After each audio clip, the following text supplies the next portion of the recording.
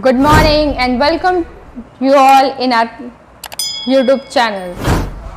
Hello students, how are you all? I hope you all must be fine and enjoying your studies through our channel. Students, we have discussed about our constitution and we have also discussed about secularism in India. Proceeding further, let's know about laws, how they are being made, what are the different acts which are being passed, and how does law help in maintaining peace, order in any country. Fine. So, what is the need of law? Just imagine a situation where there is a huge traffic and there is no traffic light at all. There is no traffic signal, there is no speed breakers, there is no zebra crossing, no flyovers, no subway, no footway, nothing has been there. There will be so much of chaos on the roadside. Isn't it or not? The same situation is there in our society also. If everyone is living in a society and each and every person wants that they should be living in a society according to their manner, according to their will, it will be creating a huge line of chaos in a society. अगर एक traffic signal में traffic light के होने से, traffic policeman के होने से पूरी जो व्यवस्था है वो सुचारू ढंग से चलती रहती है, उसमें कोई भी व्यवधान उत्पन्न नहीं होता, ना जाने कितने ही रोज दुर्घटनाओं से बचा जाता है जब एक ट्रैफिक पुलिसमैन अपनी ड्यूटी को निभाता है. ठीक है, इतने सारे व्हीकल्स हैं, लोग पैदल चलने वाली हैं, 4 व्हीलर्स हैं, 2 व्हीलर्स हैं, छोटे छोटे बच्चे हैं, साइकिल्स पे हैं, हैवी व्हीकल्स हैं. ठीक है, और वो सब लोग एक ही रोड पर चल रहे हैं, लेकिन हमें जब सिग्नल मिलता है कि रुकना है, रेडी होना है और हमें जाना है, तो उससे एक जो सिस्टम है चलने का वो जो है वो प्रॉपर बना रहता है और उसी के थ्रू वो एक जो रूल, नियम, कायदे, कानून बने वो सबके लिए सेम है. चाहे वो 4 व्हीलर में बैठा हो, चाहे वो कोई लग्जरी कार में बैठा हो इंसान, चाहे वो फुटपाथ पे चलने वाले लोग हों, चाहे वो साइकिल पे से चलने वाले लोग हों, वो नियम, कायदे, कानून सबके लिए हैं, सबको फॉलो करने पड़ते हैं. और जैसे ही सिग्नल मिलता है सब लोग अपने डेजिग्नेशन की तरफ चल पड़ते हैं, अपने गंतव्य की तरफ चल पड़ते हैं. अगर वही चीज़ ना हो तो सोचिए कितनी भागम भाग होगी, कितनी दुर्घटनाएं हो सकती हैं सड़कों पर. ठीक है, तो वो जो कानून बना, एक नियम बना और वो नियम सबके लिए सेम था, सबके लिए वो कायदा था, कानून था, वो सबको फॉलो अप करना पड़ा और वो उस नियम, कायदे, कानून से ना जाने कितने लोगों की जान बच जाती है और वो एक जो ज़िंदगी है वो स्मूथली जो है वो हमेशा चलती रहती है. जैसे कि अब कुछ रूल्स बने होते हैं, जैसे हमें ट्रैफिक रूल्स हम फॉलो करते हैं, हेलमेट पहनना, सीट बेल्ट बांधना, ये सब बहुत ही कंपलसरी कर दिया. अगर जो लोग इसको फॉलो नहीं करते हैं उसको उनको पेनल्टी भी देनी पड़ती है. तो वो किस लिए बनते हैं? ये कुछ नियम बनाए गए, लॉ बनाए गए, कानून बनाए गए कि अगर भाई ये लॉ है, अगर आपको सड़क पर चलना है तो आपको इसका पालन करना अनिवार्य है. If you are not listening to it you have to pay the penalty for it. Fine. अब ये जो सिस्टम बना, जो लॉ बना, रूल बना, वो सबके लिए सेम है, चाहे वो अमीर हो, गरीब हो, that doesn't matter at all. क्योंकि जब एक्सीडेंट होगा तो वो कोई अमीर या गरीब देख के तो होगा नहीं कि भाई ये बहुत रिच पर्सन है, यहाँ पे इनके लिए कोई भी एक्सीडेंट हो ही नहीं सकता. वो तो जो भी गलती करेगा उसको बेयर करना पड़ता है, या फिर कई बार तो दूसरे की गलती का भी खामियाजा दूसरे व्यक्ति को भुगतना पड़ता है. तो ऐसी गलतियां ना हो इसीलिए नियम, कायदे, कानून या फिर लॉ बनते हैं, जो ट्रैफिक में के एग्जाम्पल के थ्रू हमने उन्हें समझा, जाना कि वो कितने इम्पोर्टेंट रखते हैं. जब हम अपने सोसाइटी की बात करते हैं, अपने घर की बात करते हैं, तो घर में भी आपके पेरेंट्स के या फिर ग्रैंड पेरेंट्स के बनाए हुए नियमों का हमें पालन करना होता है कि भाई हमें पढ़ाई कितने बजे करनी है, स्कूल में जाते हैं वहाँ पे भी एक हम सिस्टम होता है जिसको फॉलो करना पड़ता है कि हाफ ईयरली होना है, फाइनल टर्म होने हैं, फाइनल फंक्शन होना है, तो वो सारी चीज़ें प्री डिटरमाइंड होती हैं। स्कूल में भी कुछ नियम कायदे कानून होते हैं जो हमें फॉलो करने होते हैं। आप जहाँ तहाँ अपनी मर्ज़ी के अकॉर्डिंगली स्कूल में नहीं घूम सकते, उसके लिए प्लेग्राउंड है, गेम्स पीरियड है, लंच ब्रेक है, only then you can move upon. अगर आप चाहते भी हैं घूमना तभी भी आपको परमिशन लेनी है।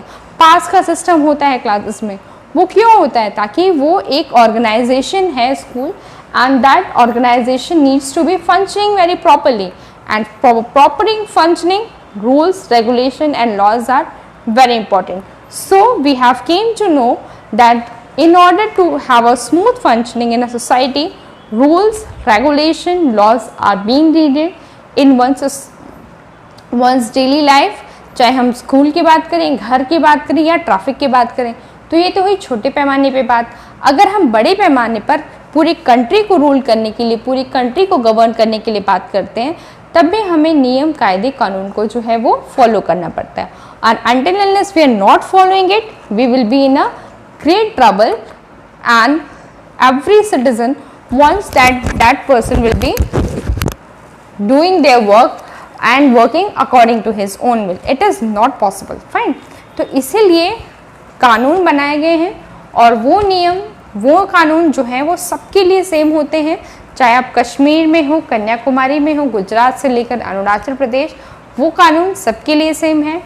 अगर हम यहाँ के इंडियन के सिटीजन हैं, we have to follow those rules, regulations, and these regulations are being made to safeguard and protect ourselves and our society from any kind of social evils or frauds prevailing in our society. Fine. So let's study and know about the definition of law.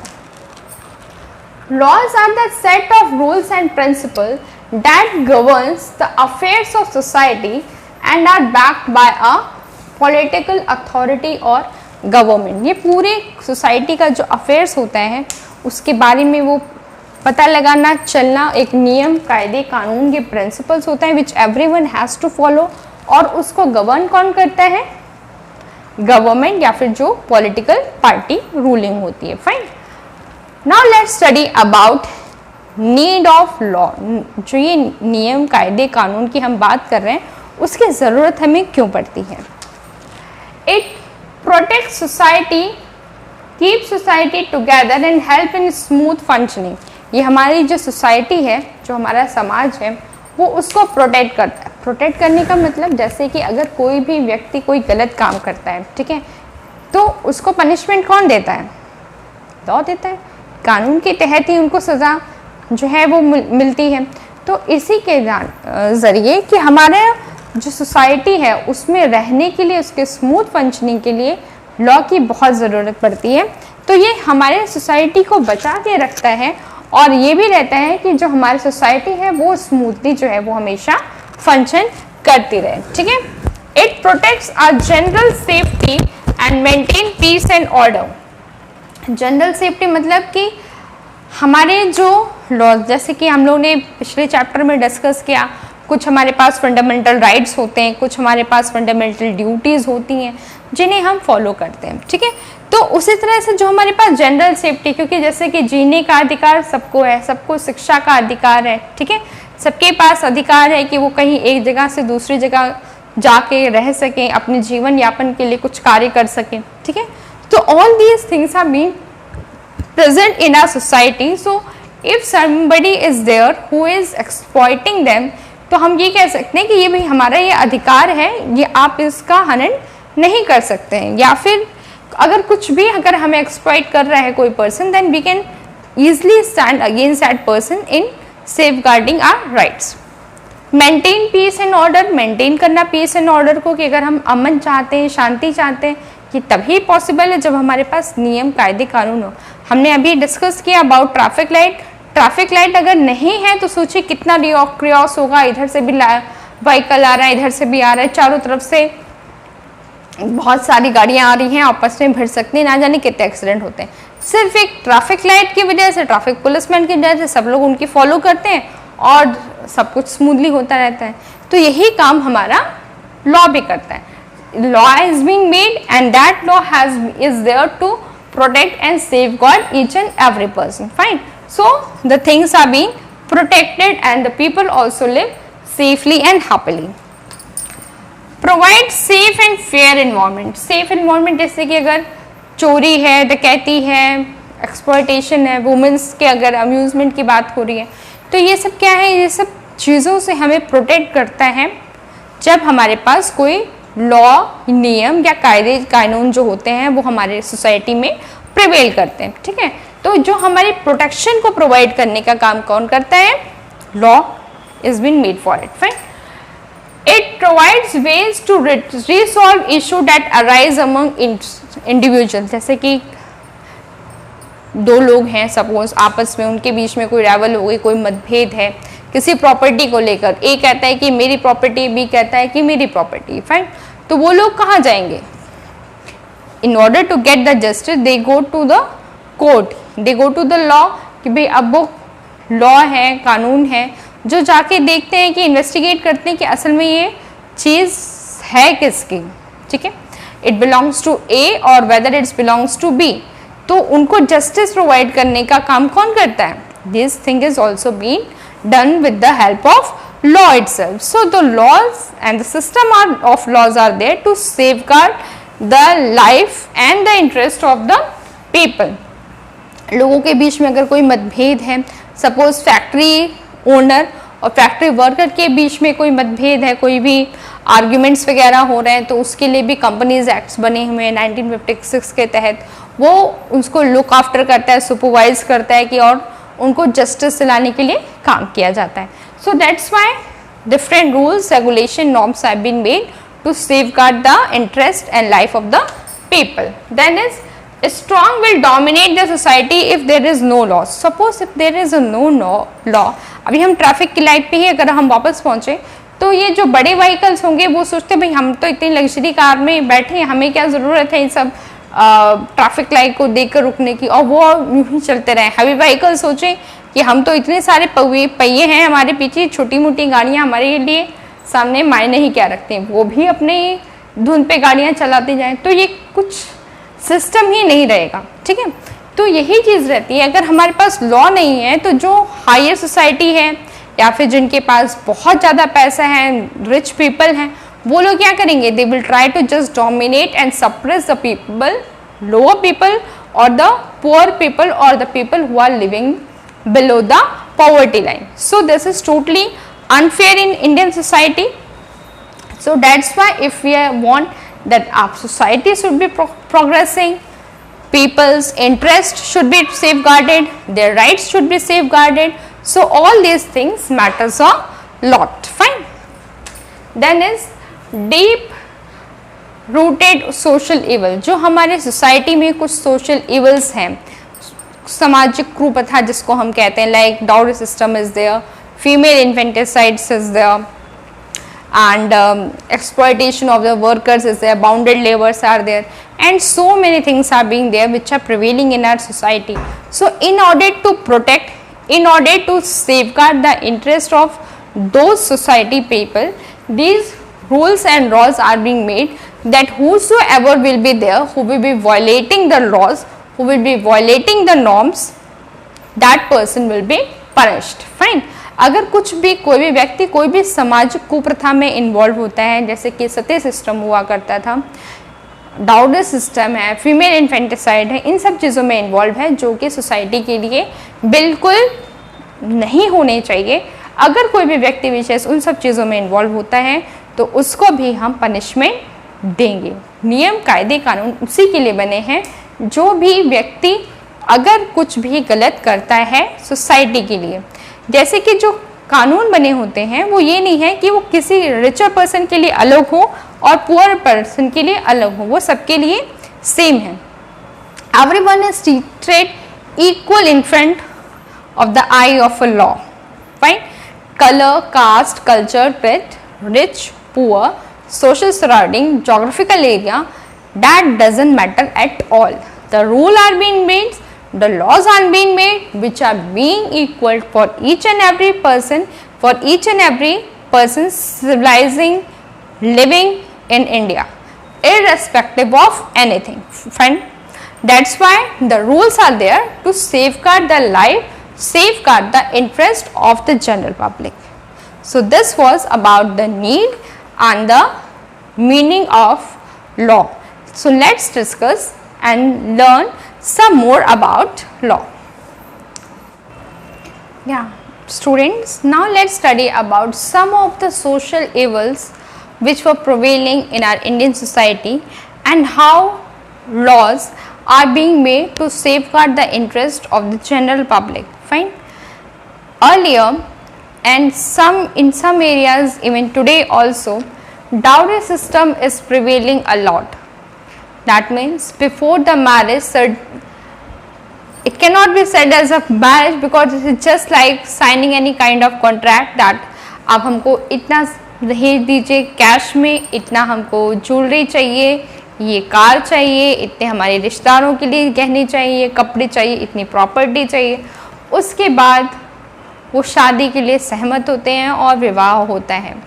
उसके बाद जब विवाह हो जाता है उसके बाद भी तीज त्यौहार पर जाने ना जाने reason without reason they keep on asking for dowry, और वो ज़्यादा से ज़्यादा और भी दहेज की डिमांड जो है वो करते रहते हैं। और वो जो लड़की के घर वाले होते हैं उनका पूरा जीवन उनको दहेज देने में ही निकल जाता है।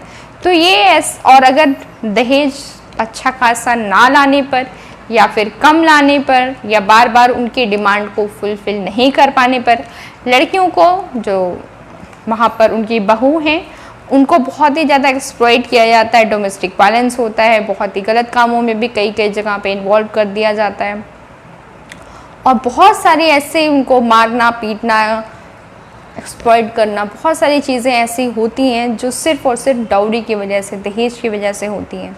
आप लोगों ने न्यूज़पेपर में पढ़ा होगा, टेलीविज़न में भी देखे होंगे। ये सारी चीज़ें हैं जो अभी भी हमारे कुछ एरियाज़ में प्रिवेल करती हैं जहाँ पर हर एक चीज़ को पैसे की जगह से ही तौला जाता है और जब वो नहीं दे पाते हैं घर वाले या तो उनको जिंदा जला दिया जाता है या फिर वो लड़की खुद विवश हो जाती है आत्महत्या करने के लिए। या कई जगहों पे ये होता है कि वो अपने पेरेंट्स के पास फिर से वापस गए तो वहाँ पे भी सोसाइटी उनको जीने नहीं देती है, ससुराल गए वहाँ पे भी जीने नहीं देती है। तो बहुत ही मिजरेबल कंडीशन हो जाती है ऐसी लड़कियों की जो लोग दहेज का जो है वो शिकार हो जाती हैं। तो इस चीज़ को प्रोटेक्ट करने के लिए गवर्नमेंट ने लॉ बनाए रखे हैं।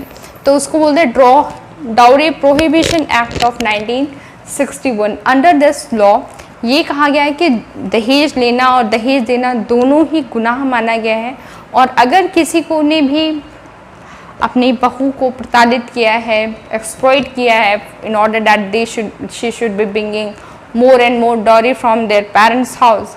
So these laws are there to protect and safeguard the lives of those innocent girls which are being exploited every year for the sake of bringing more and more dowry from their parents. Fine. तो उनका कोई गुनाह नहीं है, बस एक ग्रेडी nature, एक लालच के तहत उनको ज़्यादा से ज़्यादा चीज़ों लाने के लिए कहा जाता है। ठीक है, तो ये जो लॉ है गवर्नमेंट ने बनाया ताकि ऐसी बेगुनाह लोगों को बचाया जा सके। ठीक है, then next bounded labour abolition act of 1976।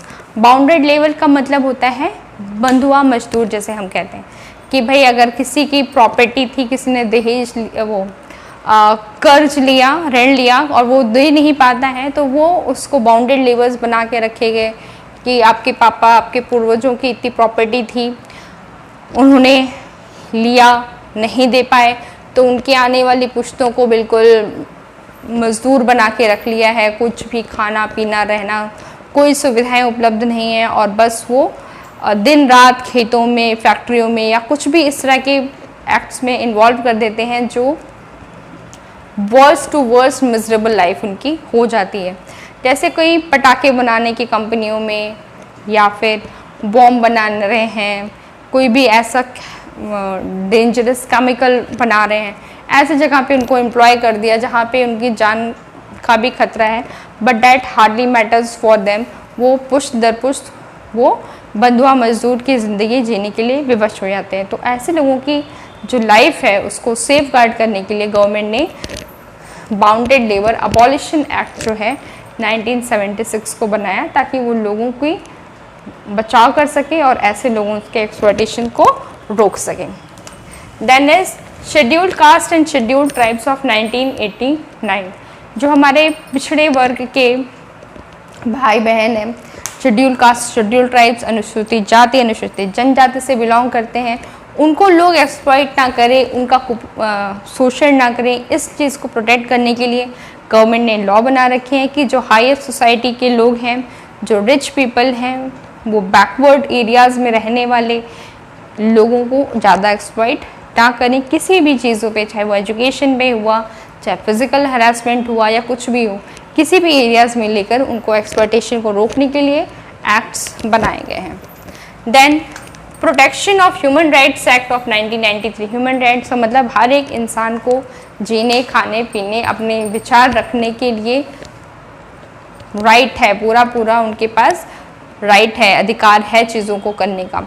आप लोग ने, हम लोग ने पिछले लेक्चर में भी डिस्कस किया था जब हम कॉन्स्टिट्यूशन के बारे में पढ़ रहे थे कि हम लोग ने कोई पास कुछ फंडामेंटल राइट्स होते हैं, कुछ हमारे पास फंडामेंटल ड्यूटीज़ होते हैं जिन्हें हम फुलफिल करते हैं और तभी हम सोसाइटी में रह सकते हैं। तो अगर कोई भी व्यक्ति है, विशेष है, that person is exploiting the other person in sense of anything, is totally prohibited, is totally abolished from the Indian government, and that's why Protection Act has been made in the year 1993 to safeguard the Human Rights Act.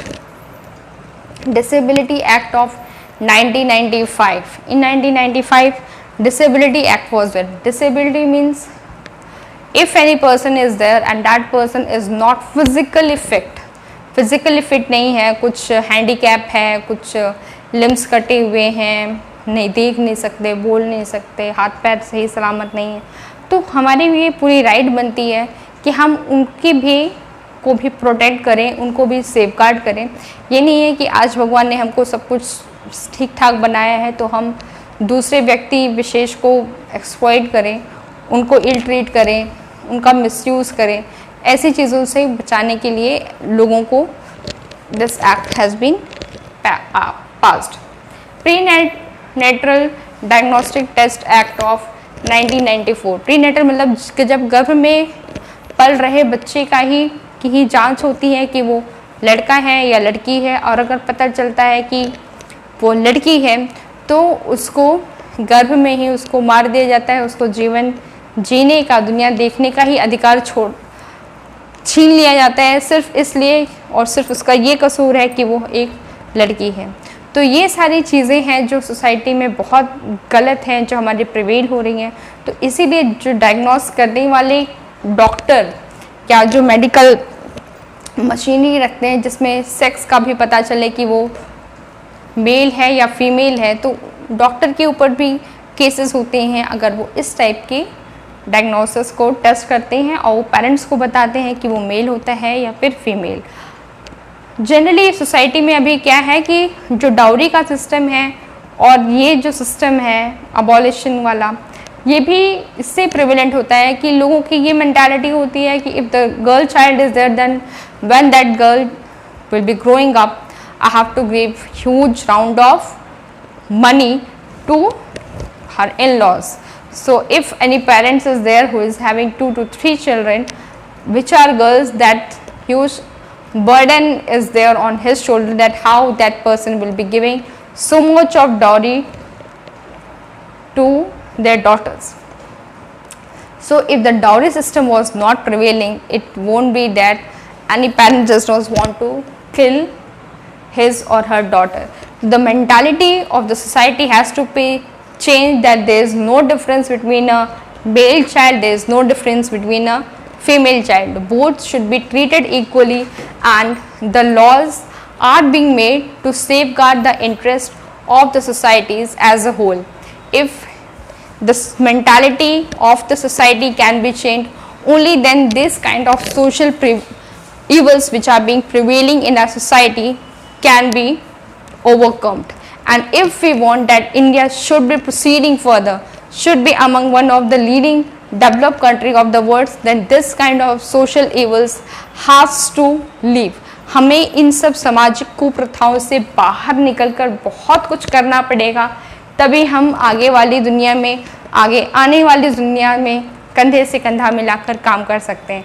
अगर हम इन सब society के evils में ही जूझते रहेंगे कि वो लड़का है तो उसको पैदा होने का अधिकार है, जीवन जीने का अधिकार है, दुनिया को देखने का अधिकार है, लड़की हुई तो उसको देखना ही नहीं है, अपने लड़की को आप पंखों पे बिठा के रखें और दूसरी लड़की को दहेज के कारण जिंदा जला दिया जा रहा है, ठीक है। लोगों को ही मजदूर बनाकर जानवरों से भी बदतर कार्य करने के लिए मजबूर कर दिया जा रहा है। ह्यूमन राइट्स को प्रोटेक्ट करने के लिए समाज के लिए, सोसाइटी के लिए नियम कायदे कानून जो है वो बनाए जा रहे हैं। तो ये सारी चीज़ें हैं, जब तक हमारी सोसाइटी में ये सब चीज़ें चलती रहेंगी हमें आगे निकलना बहुत ही मुश्किल हो जाएगा। तो अगर हमें आगे बढ़ना है तो इन सारे सोसाइटी के जो ईवल हैं उसको हटाकर, भूलकर, नज़रअंदाज कर कर आगे बढ़ना है और अपने लक्ष्य की प्राप्ति को पहुंचना है। तो ये हुआ कुछ हमारे सोशल इवल्स जिसके थ्रू हमें लॉज, नियम, कायदे, कानून बनाए गए हैं, जिसके तहत लोगों को प्रोटेक्शन मिलता है, लोगों के इंटरेस्ट को सेफगार्ड किया जाता है और कॉमन पीपल यानी जनरल पब्लिक बिल्कुल आराम से सुरक्षित जो है वो रहती है। So today we have learned about laws and about what it needs and some of the social evils which were prevailing in our society. In our upcoming lecture, we will be learning some more and more things about laws and what are its importance in our day-to-day life. I hope you all must have studied and understood this much. See you all in our upcoming lecture. By that time, keep learning and keep going. Thanks for watching.